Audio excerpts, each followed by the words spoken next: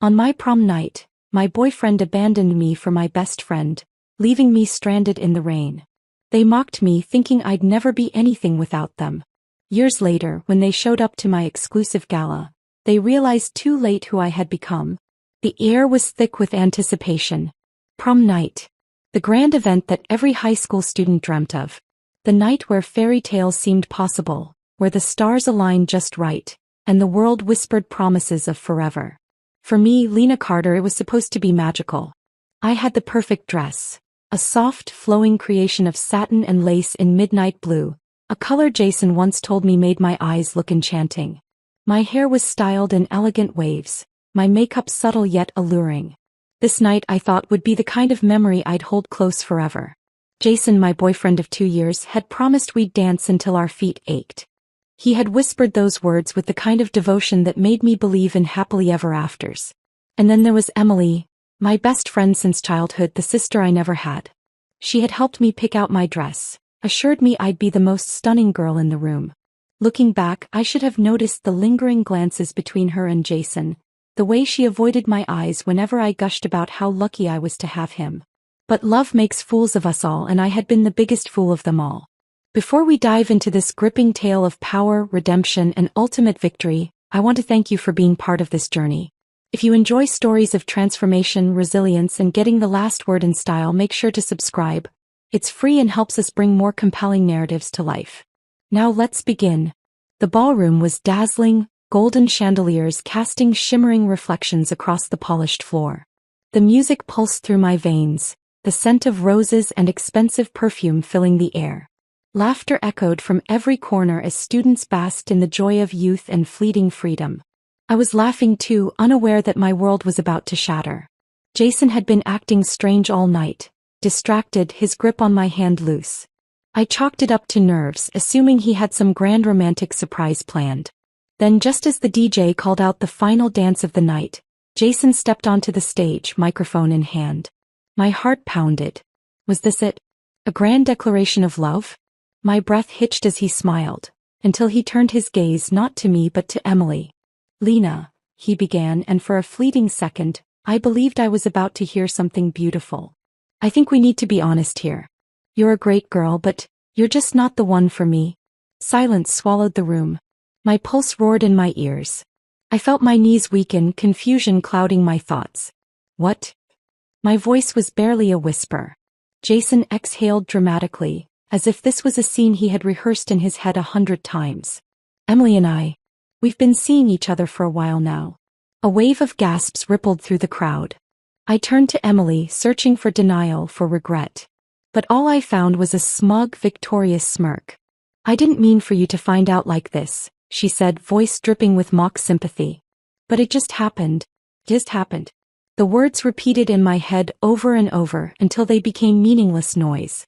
My hands trembled. I could feel 1,000 eyes on me, waiting for my reaction, waiting for me to break.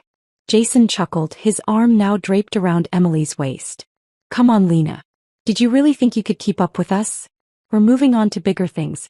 You're just you." Laughter erupted from the crowd, not from everyone, but enough to make my face burn with humiliation.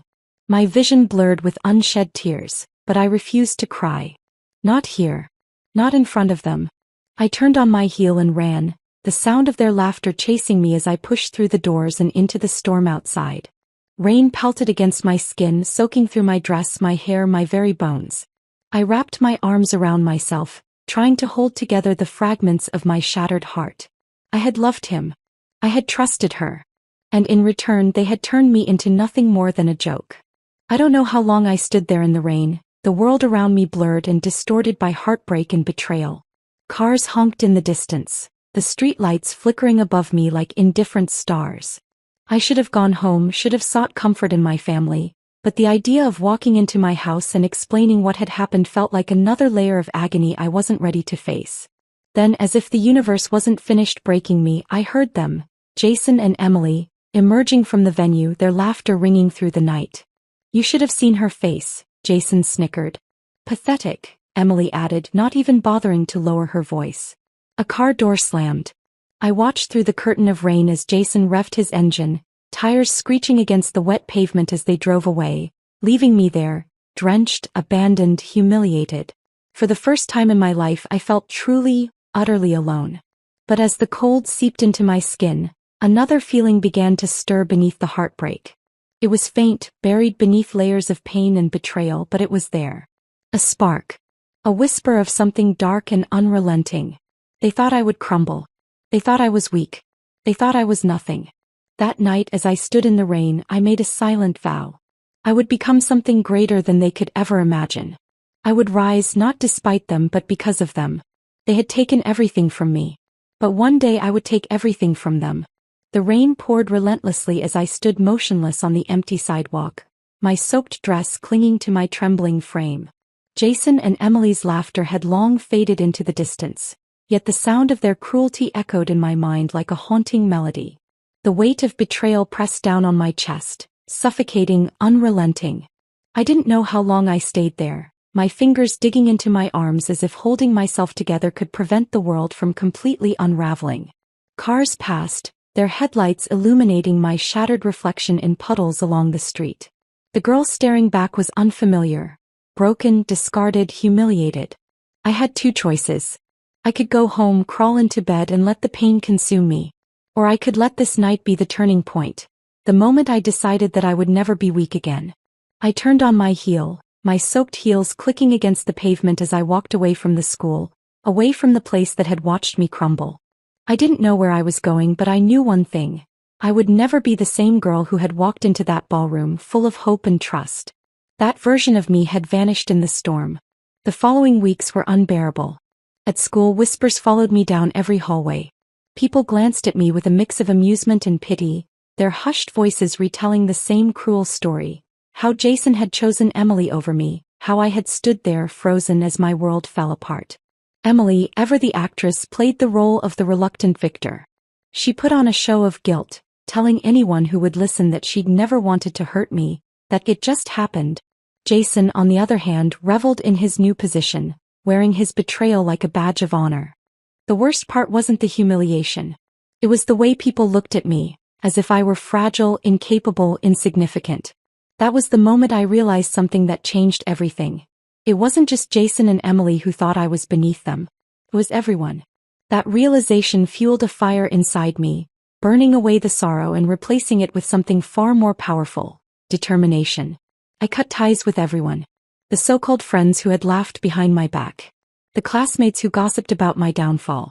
Even the teachers who had once praised my potential now looked at me with quiet sympathy. I erased them all from my life. I stopped attending school events, ignored invitations and deleted my social media accounts.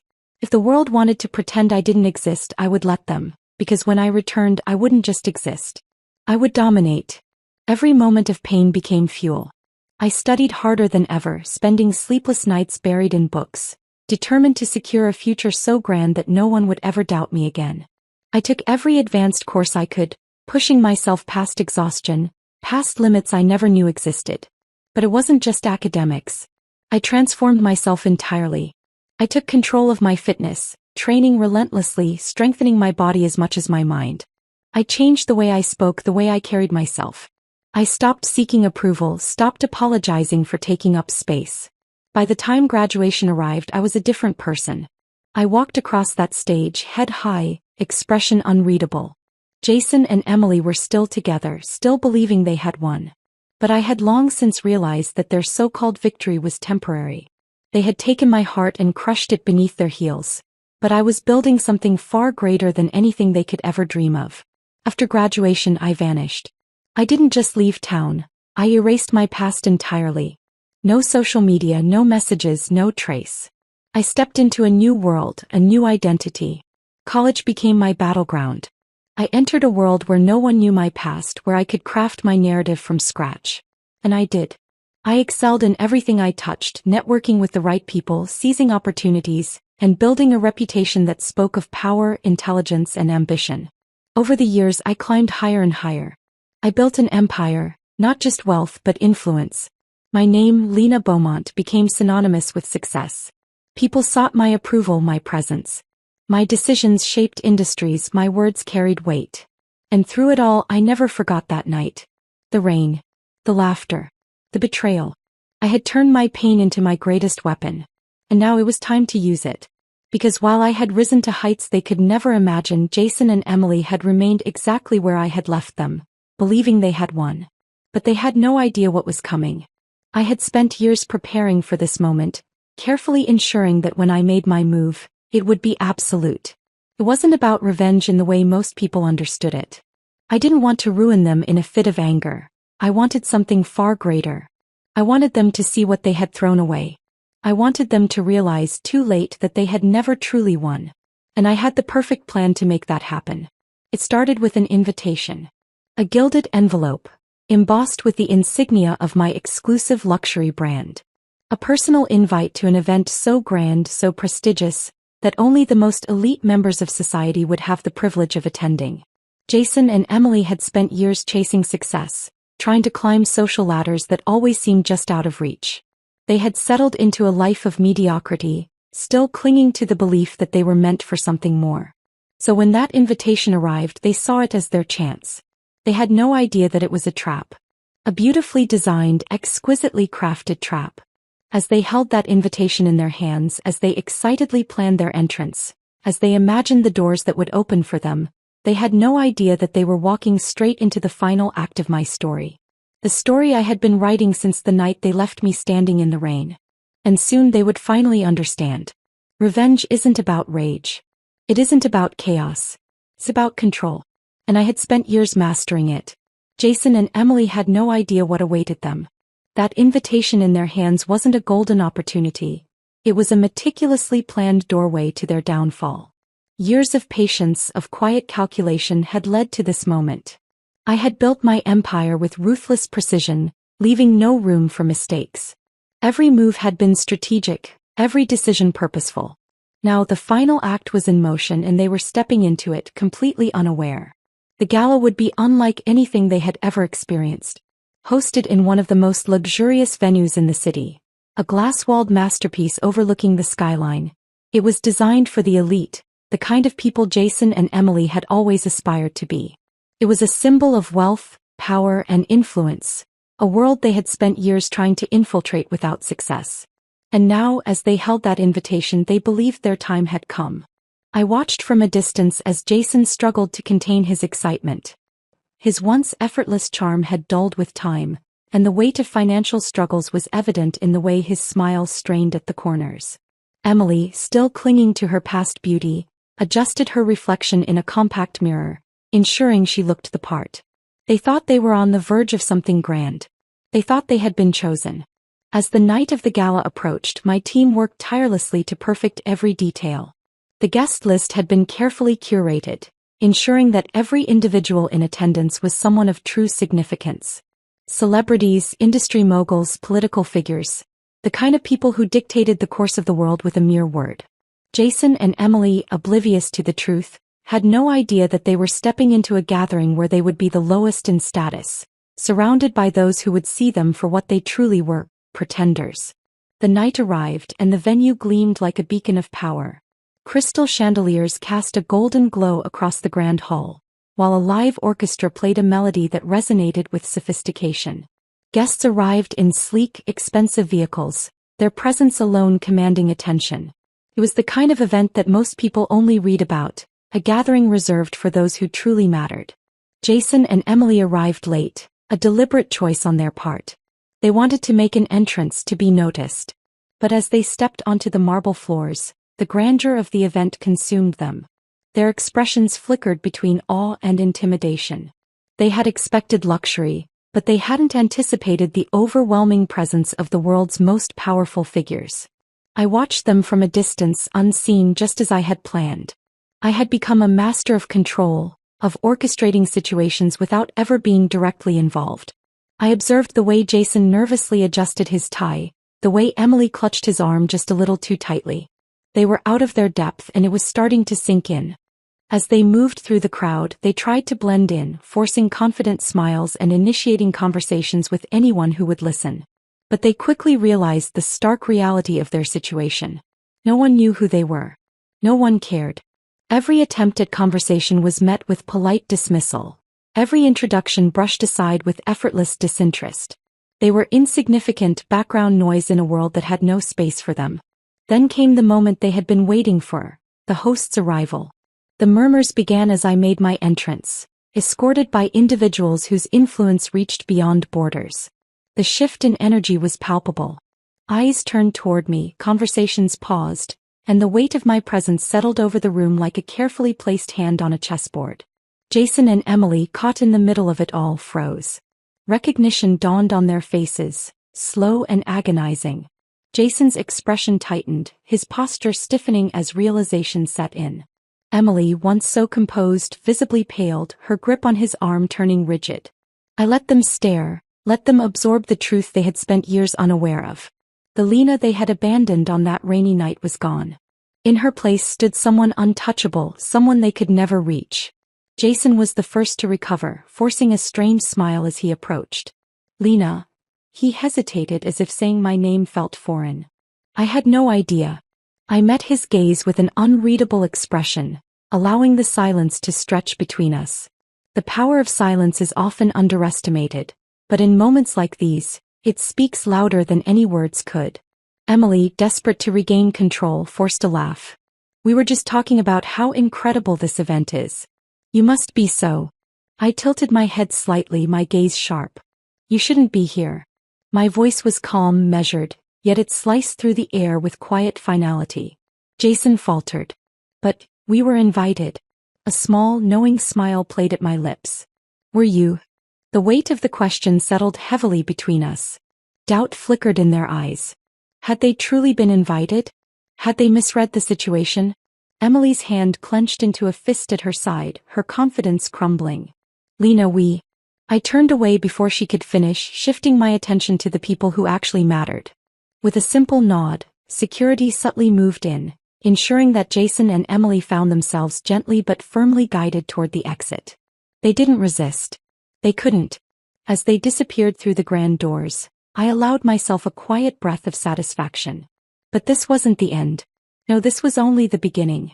Jason and Emily had spent years believing they had won, believing they had walked away victorious. But as they stood outside the venue, shunned and humiliated, they finally understood the truth. They hadn't won. They had simply delayed their realization of what true power looked like. And now they would live with that knowledge, knowing that the girl they had once betrayed had risen beyond their reach. I had built an empire. I had reshaped my world. And now, as I stood in the midst of power and influence, I knew one thing with absolute certainty. I was untouchable. Jason and Emily stood outside the grand venue, their once bright expressions drained of color.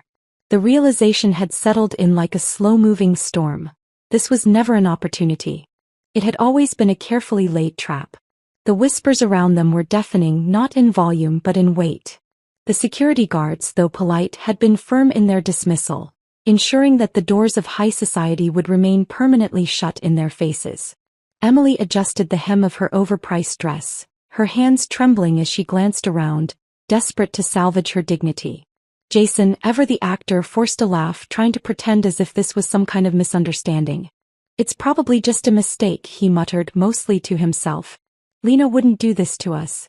But the sinking feeling in his gut told him otherwise. He had recognized that look in my eyes inside the ballroom, the same look he had once worn when he humiliated me all those years ago. The tables had turned and there was no undoing what had just happened. Emily exhaled sharply, crossing her arms. Let's just go. This isn't worth it. But it was worth it. At least to me. As they stepped away from the venue, a photographer discreetly snapped pictures from the shadows. Not a paparazzo. No, that would be too easy. This was someone I had hired specifically for this moment, someone who would ensure their public embarrassment spread exactly as planned. The next morning, tabloids ran the headline. Wannabe socialites denied entry to elite gala. Who are they really? Their photos were plastered across social media. The comments were ruthless. People speculated on their identities, mocking their desperation to belong. The narrative had shifted. Jason and Emily, once so confident in their ability to navigate social circles, were now the subjects of ridicule. And the best part? They didn't even know it was orchestrated. Jason's phone buzzed endlessly that day, former acquaintances distancing themselves, colleagues avoiding him.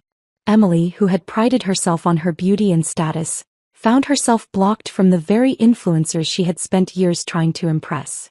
I watched it unfold from a distance, sipping my morning coffee as I read through the comments. The fall was just beginning. A few days later, an envelope arrived at their doorstep. No return address, no signature. Just a thick ivory invitation card with gold foil lettering. Lena Beaumont requests your presence for a private dinner. A chance to understand. Jason hesitated as he read it, his fingers tightening around the cardstock. It's a setup, he muttered. It has to be. Emily, who had been spiraling since the gala, snatched the invitation from his hands. Do we have a choice? She asked, her voice brittle. We're already being laughed at. If there's a way to fix this, we take it. And just like that, they walked willingly into the second part of the trap. The restaurant I had chosen was one of the most exclusive in the city. The kind of place that required months of reservations, where privacy was ensured for only the most important guests. When Jason and Emily arrived, they were led to a secluded, candlelit booth in the back. I was already there waiting. Dressed in an elegant, sharp ensemble, I exuded the kind of effortless confidence they had never believed I was capable of. As they slid into the booth across from me, the tension was thick enough to slice with a knife. Jason cleared his throat, forcing a smile. Lena, you look different. I took a slow sip of my wine before setting the glass down deliberately. It's been years after all. Emily, trying to reclaim whatever power she still had, leaned forward. Why are we here? I let the silence stretch between us, allowing them to sit in their own discomfort before I finally answered. Because I wanted to see you one last time. Before we part ways permanently. Jason frowned, shifting uneasily in his seat. Part ways? I tilted my head slightly. Surely you didn't think I invited you here to fix things? To reminisce about the past? I let out a soft, amused breath. No. This is simply closure. Emily's face hardened. If this is about prom night. I leaned in, my expression unreadable. It's not about one night. It's about a lifetime of underestimation. About how you both saw me as disposable. As insignificant. I folded my hands together. But now, I'm the one sitting here with the power to decide what happens next. Jason swallowed, the reality of the situation finally settling in. Lena, look, we were kids back then. We made mistakes. I let his words hang in the air before offering a small smile. And now you're living with them. The waiter arrived, setting down an expensive bottle of wine. Neither Jason nor Emily touched their glasses. I continued, my tone calm but cutting. You see, I don't need revenge in the way you think. I don't need to ruin you. I just needed you to know that I could. I let that sink in. That's the real punishment. Living every day knowing that you were wrong. Knowing that you lost something far greater than you ever realized. Emily's nails dug into the tablecloth. So this was all just to humiliate us? I shook my head. No. This was to show you that you were never as untouchable as you thought. Jason exhaled sharply, rubbing his temples. He looked exhausted, worn down from the weight of it all. What do you want from us, Lena? I stood up, smoothing down the fabric of my dress. Nothing. I met their eyes one last time. Because unlike you, I don't need validation from the past. My life is already exactly as I want it to be. I turned to leave, my heels clicking against the polished floor. Just as I reached the exit, I glanced over my shoulder. Enjoy your meal. It's on me. And with that, I walked away, leaving them behind exactly where they had always belonged. In the past. As I stepped out of the restaurant, the night air was crisp, carrying the distant hum of city life.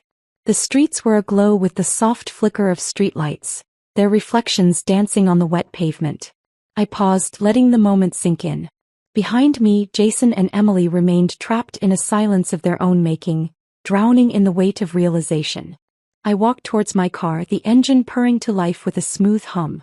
Through the tinted windows, I watched the restaurant's entrance, waiting.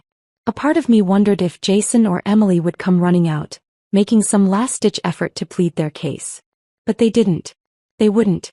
Because deep down they finally understood. This wasn't a conversation. It was a verdict. And they had lost. As I drove away, my phone vibrated beside me. A single message from an unknown number. But I knew exactly who it was. Why did you do this? I let out a quiet breath, fingers tightening on the wheel. A response wasn't necessary. He had his answer. The days following our final meeting unraveled exactly as I had expected. The media cycle continued to feast on their downfall, the internet ablaze with speculation. The elite circles they had once admired wanted nothing to do with them. Their names had become synonymous with desperation, their faces a cautionary tale. Doors that had once been slightly open slammed shut with finality.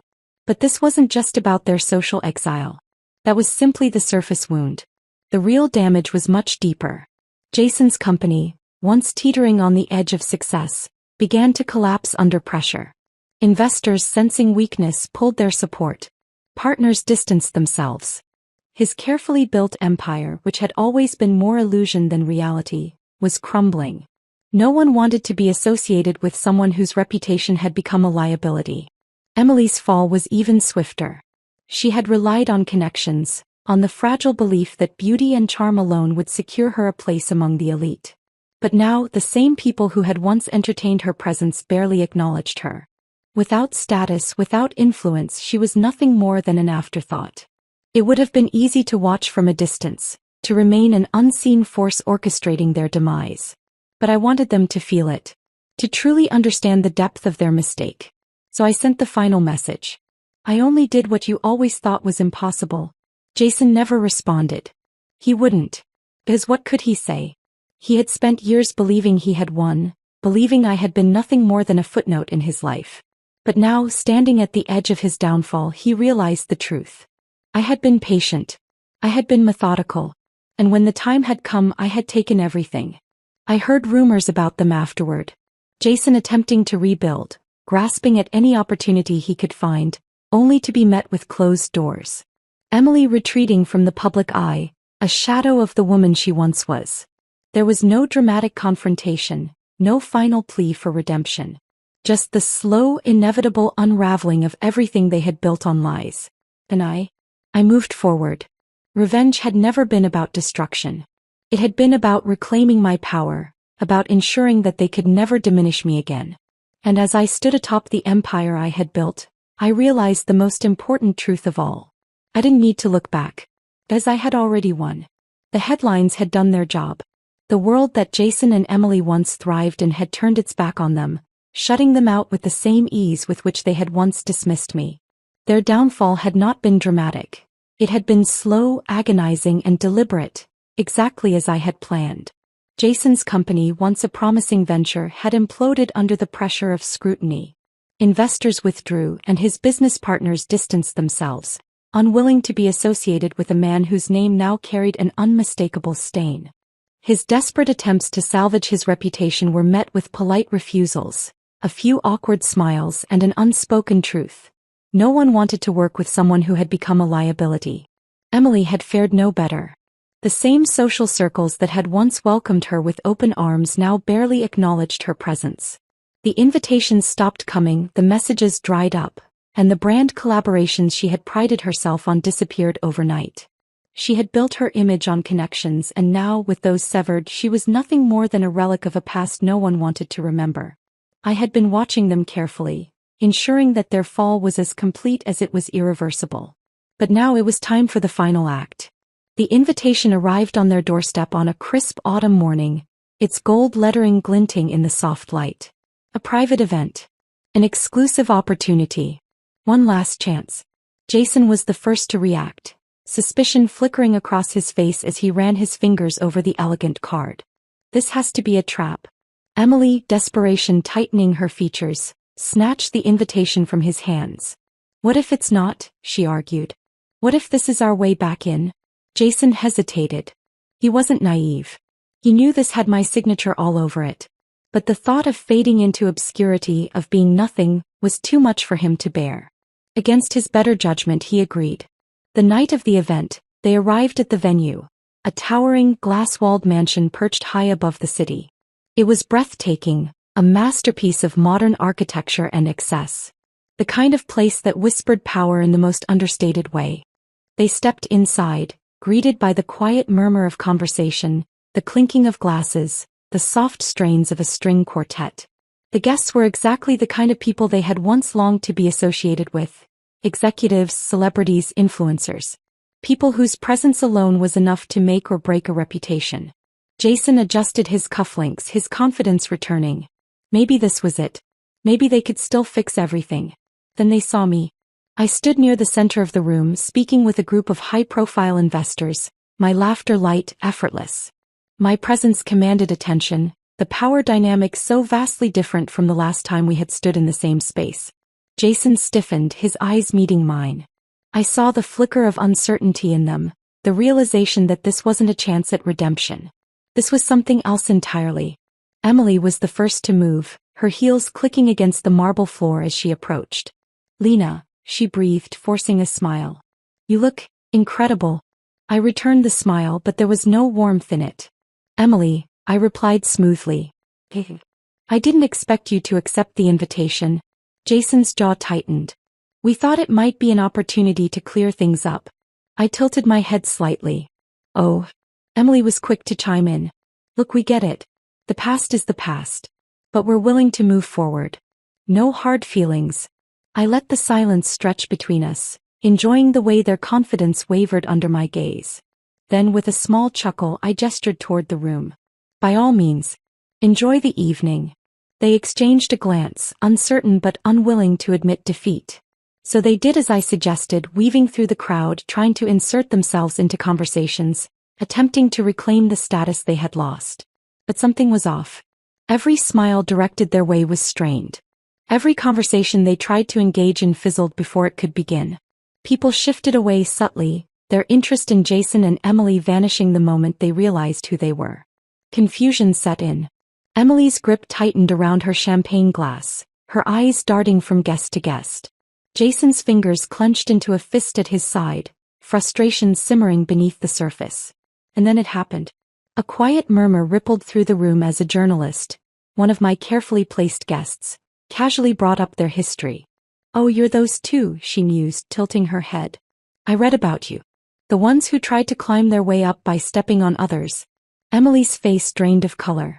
"That's not." "Oh, and Jason," another guest added, feigning curiosity. "Didn't your company just collapse?" "Tough break." Jason stiffened, his entire body tensing. "That's not what happened." But it didn't matter. The damage had been done. The whispers grew louder, the quiet rejection turning into open disregard. And then, in the most subtle yet devastating act of all, the crowd simply moved past them. Conversations resumed, laughter echoed, and Jason and Emily were left standing there, alone, invisible, completely irrelevant. They had once thought themselves untouchable. Now they weren't even acknowledged. I approached then, my expression composed, my voice soft but firm. "You never understood, did you?" I mused. "Power isn't about stepping on people. It's about making sure that when you walk into a room you belong there." I let my gaze sweep over them. "And you don't." Jason exhaled sharply, his face a mask of barely contained anger. "You planned this." I met his stare without flinching. "I simply let the world see you for what you are." Emily shook her head, her voice barely a whisper. "You wanted us to feel this." "To feel nothing." A slow smile curved my lips. "Exactly." I turned, walking away without another word. The crowd parted for me effortlessly, a silent acknowledgement of the position I now held. Jason and Emily remained frozen, surrounded yet utterly alone. I didn't need to watch them leave. I already knew they would. Jason and Emily left the gala with their heads bowed, but I knew the weight they carried was far heavier than just humiliation. It was the crushing realization that they had become the very thing they once mocked: outcast. Their presence had been erased, their relevance stripped away, and their once glorious social standing had crumbled to dust. But I wasn't done yet. I sat in my penthouse that night, sipping a glass of water, watching the cityscape through floor-to-ceiling windows. A part of me expected satisfaction, a surge of victory. But the feeling that settled over me was something different: calculated calmness. The pieces had fallen exactly where I had placed them, yet I knew the final act had yet to play out. Jason and Emily had spent their entire lives believing they were invincible, that they could manipulate and discard people without consequence. But now, for the first time, they were the ones with no options left. And when people are desperate, they become unpredictable. The next morning, my assistant knocked softly on my office door, an unusual tightness in her posture. "Lena, there's someone downstairs asking to see you." "It's Jason." I didn't react immediately, setting my pen down with a measured movement. And Emily? He's alone. That was unexpected. Jason had always hidden behind Emily's influence, just as she had hidden behind his charisma. For him to come alone meant one of two things. Either they had turned on each other, or he was here out of genuine desperation. I wasn't sure which amused me more. Send him up, I said simply. Minutes later, the elevator doors slid open and Jason stepped in hesitantly. He looked different. The confident, untouchable man who had once smirked down at me on prom night was gone. In his place was someone gaunt, worn down by the weight of failure. His expensive suit, though still immaculate, couldn't mask the exhaustion in his eyes. Lena. His voice lacked its usual bravado. I gestured toward the chair across from me. Sit. He hesitated before obeying, his movements slow, uncertain. He placed his hands on the desk, fingers lacing together as he exhaled sharply. I need your help. The words hung in the air, heavy with irony. I tilted my head slightly. Help. Jason swallowed hard, his jaw tightening. You proved your point. You won. But Emily and I, we lost everything. The business, the connections, everything is gone. And I know you had something to do with it. A small smile played on my lips. Had something to do with it? He sighed, running a hand through his hair. Fine. You orchestrated it. But I'm not here to argue. I'm here to ask if there's a way to fix this. I leaned back in my chair, studying him. You want me to undo everything? His fingers clenched into a fist. I'm not asking for a miracle. Just a second chance. I tapped my nails against the glass surface of my desk, watching him carefully. Jason, tell me, why do you think you deserve one? His nostrils flared. Because people make mistakes. I nodded slowly. Yes, they do. Then I leaned forward, my voice soft yet cutting. But some mistakes don't come with do-overs. His jaw tensed, frustration flickering in his eyes. Lena, please. You got what you wanted. You destroyed us. I get it. But I'm still here trying to fix things. Doesn't that count for something? I let out a quiet breath, tilting my head as if considering. Then after a long pause I finally spoke. Let me ask you something, Jason. If I were the one sitting in your chair all those years ago, would you have given me a second chance? His silence was answer enough. I stood up, walking to the window, my arms crossed as I stared out at the city below. You never understood, did you? Power isn't something you're given. It's something you build piece by piece. And once you have it, you don't just give it away because someone suddenly regrets their choices. I turned back to face him. I didn't ruin you, Jason. You did that yourself. His shoulders sank.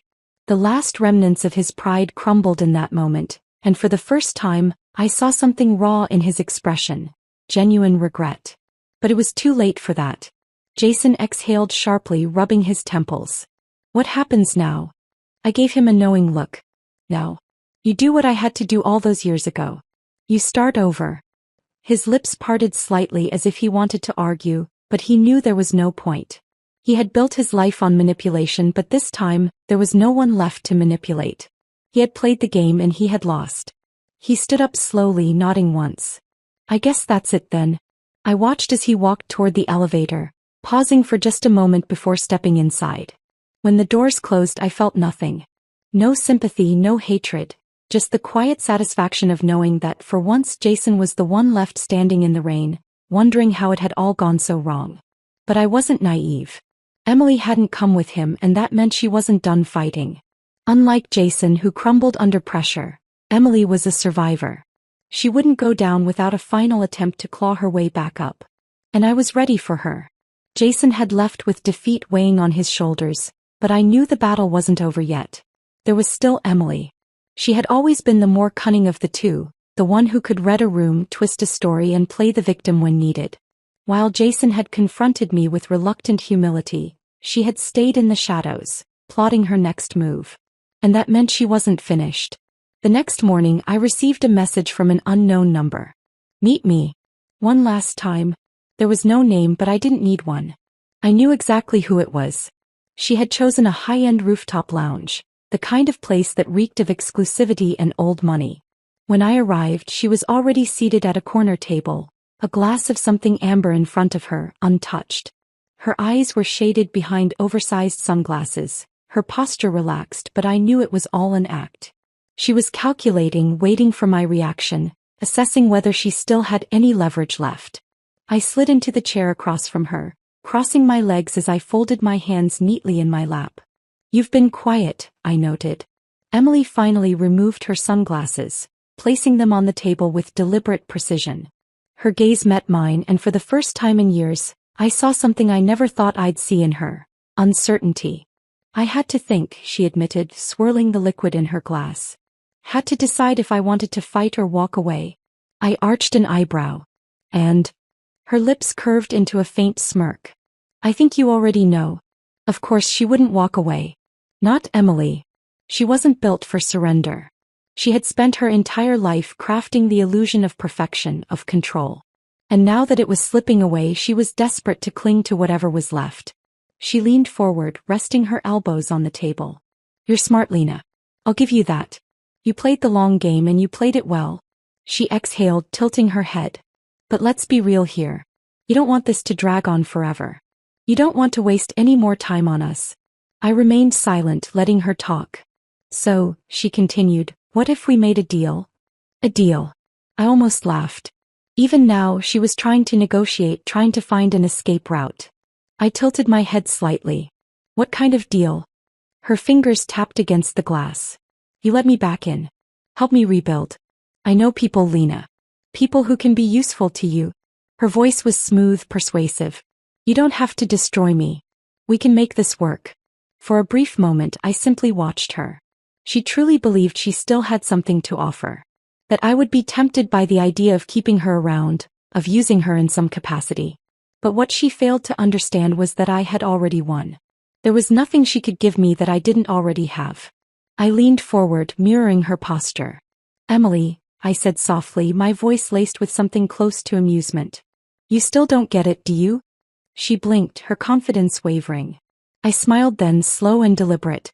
"You are not a player in this game anymore. You are not an asset. You are not someone I need." I let that sink in before delivering the final blow. "You are irrelevant." Her breath hitched ever so slightly, but she masked it well. Till I saw it. The way her fingers tensed, the way her expression faltered for just a second. "I don't need to keep you around," I continued. "Because the world has already moved on. And you're just another forgotten name." For the first time she had no response. She sat there, staring at me, the weight of her downfall finally crashing down around her. I stood, adjusting my coat as I grabbed my purse. "Enjoy your drink, Emily," I said lightly. "It might be the last time anyone serves you with any importance." I turned and walked away, leaving her there, drowning in the realization that she was truly, utterly alone. That was the last time I ever saw Emily. In the weeks that followed, the final pieces of their old lives unraveled completely. Jason attempted to recover, to build something new, but he was no longer the man people trusted. Emily faded from social circles, trying to claw her way back in, but no one had space for a woman whose relevance had expired. I, on the other hand, thrived. My name carried weight in every room I entered. My empire expanded, my influence deepened, and the past no longer held any power over me. I had taken the pain, the humiliation, the betrayal, and turned it into something untouchable. One evening, as I stood in my office, gazing out at the city I now ruled, my phone buzzed with a notification. A news article. "Former socialite Emily West sells off assets. Disappears from public eye." The headline didn't surprise me. It was inevitable. I stared at the screen for a moment before swiping the notification away. And just like that, she was gone. Not with a grand exit. Not with one last desperate grasp for attention. Just gone. I turned back to the window, watching the lights of the city twinkle below me. Revenge wasn't about destruction. It wasn't about anger. It was about control. And I had never felt more in control than I did in that moment. I had won. And I would never look back.